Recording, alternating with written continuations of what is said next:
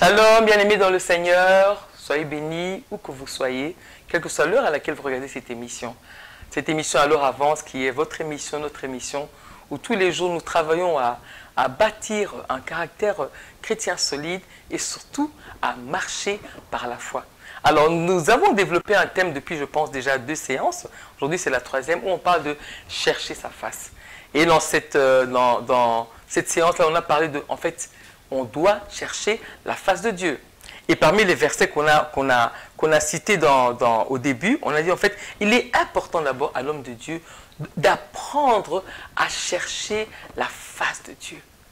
D'autres trouvent ça difficile, d'autres trouvent ça lourd, d'autres trouvent ça fastidieux, mais c'est important. Parce que comment est-ce qu'on peut connaître celui qui nous a aimés si on ne cherche pas sa face? Comment est-ce qu'on peut marcher avec une personne avec laquelle on ne cherche pas sa face? C'est tellement important, bien aimé. Alors, la fois passée, comme quitter le 2e épisode, on a parlé en fait d'abord d'un verset important. On a dit dans Jérémie 29, verset 13, on a dit « Vous me chercherez et vous me trouverez, parce que vous me chercherez de tout votre cœur. » Et là, on a rappelé qu'en fait, c'est vrai, il y a l'action de chercher qui est dans la forme. C'est vrai, il a dit « Vous me trouverez. » Donc, il a déjà fait une promesse, il se laissera trouver par nous.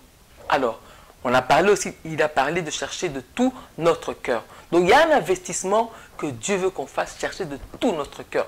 Là, c'est l'investissement que nous, on doit faire. Donc il y a 2 choses. Il y a la part de Dieu, il dit, je me laisserai trouver par vous. Notre part à nous, c'est chercher de tout votre cœur. Ça, c'est notre part à nous. C'est Dieu qui nous le demande, mais lui, il a déjà donné sa promesse. Je vais me laisser trouver par vous. Alors, il a dit, vous me chercherez, vous me trouverez. Alors, pour illustrer cela, on a pris dans Luc, souvenez-vous, Luc 18, verset 10, on a parlé justement de, je vais rappeler rapidement, 2 hommes montèrent au temple pour prier, l'un était pharisien, l'autre un collecteur d'impôts. Le pharisien debout faisait cette prière en lui-même, ô Dieu, je te remercie de ce que je ne suis pas comme les autres hommes, qui sont voleurs, injustes, adultères, ou même comme ce collecteur d'impôts. Je jeûne 2 fois par semaine et je donne la dîme de tous mes revenus. Le collecteur d'impôts, lui se tenait à distance et n'osait même pas lever les yeux au ciel, mais se frappait la poitrine en disant « Ô Dieu, aie pitié de moi qui suis pécheur. » Je vous le dis, ça c'est Jésus qui parle. Lorsque ce dernier descendit chez lui, il était considéré comme juste, mais pas le pharisien. En effet, toute personne qui s'élève sera abaissée et celle qui s'abaisse sera élevée. Et on avait rappelé, il y avait 2 choses. Il y a la forme et le fond. Aller au temple, c'est ça la forme. Et aujourd'hui, on est gâtés. Vraiment, dans nos pays où il y a une grande liberté de culte, on est gâtés. Il y a diverses sortes de cultes. Il y a des temps de jeûne et prière qui sont proclamés. Il y a des lieux, on va prier dans la vallée, la montagne. Il y a beaucoup de choses qui se font. Et Dieu est tellement merveilleux, il a permis ça dans nos pays, donc on doit en profiter.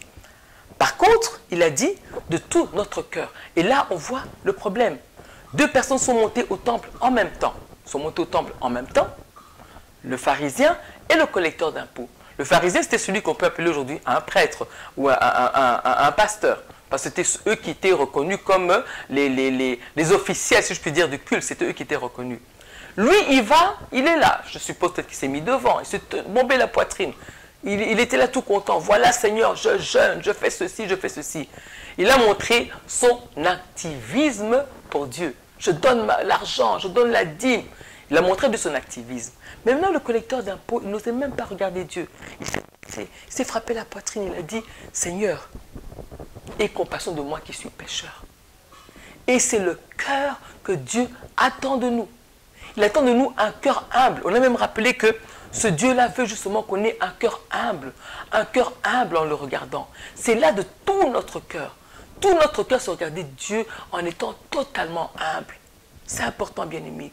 Dieu, il cherche notre cœur. D'ailleurs, il y a un passage ici dans 1 Samuel 16, le verset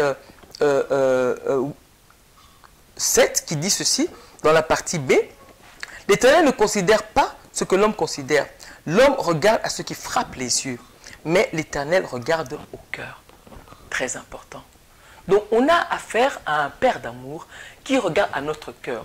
Alors, on doit chercher sa face, se laisser trouver, mais y aller de tout notre cœur. Donc, lui, c'est notre cœur qui l'intéresse. Or, notre cœur, ce n'est pas l'organe que les médecins analysent, hein. C'est à l'intérieur de nous.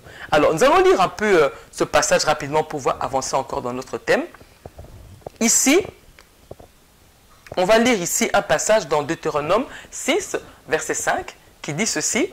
« Écoute Israël, l'Éternel notre Dieu est le seul éternel. » Ça c'est Deutéronome 6, verset 4 à 5. « Tu aimeras l'Éternel ton Dieu de tout ton cœur, de toute ton âme, de toute ta force. » Donc le cœur revient encore là-dedans. Donc Dieu insiste sur le cœur. Donc on parle, là c'est le fond. Dieu c'est le fond qui l'intéresse. La forme, elle est passagère. Mais le fond, ce qui reste avec lui. Alors, on va encore parler encore de tout notre cœur. Mais retenons ceci. Pourquoi chercher la face de Dieu? Est-ce que vous avez déjà posé la question? On a juste pris au passage 6 raisons, mais il y en a tellement.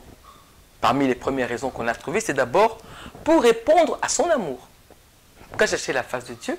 La première émission, on a dit qu'à la première émission, il a dit « J'aime ceux qui m'aiment ». Donc, on doit répondre à son amour. Alors, pour y répondre, il faut chercher sa face.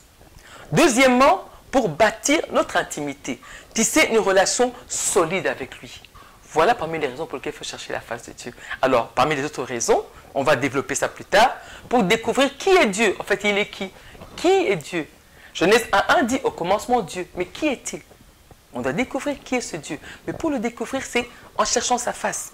Pour saisir notre identité céleste, savoir qui nous sommes, pour saisir et comprendre son plan divin, et ainsi de suite. Il y a encore beaucoup d'autres raisons. Mais restez connectés à la chaîne Clé de David qui est là pour vous. Et on va continuer la fois prochaine. Soyez bénis en Christ et continuez à chercher la face de Dieu. Il est là présent et il se laisse trouver. Soyez comblés de grâce en Jésus-Christ. Amen.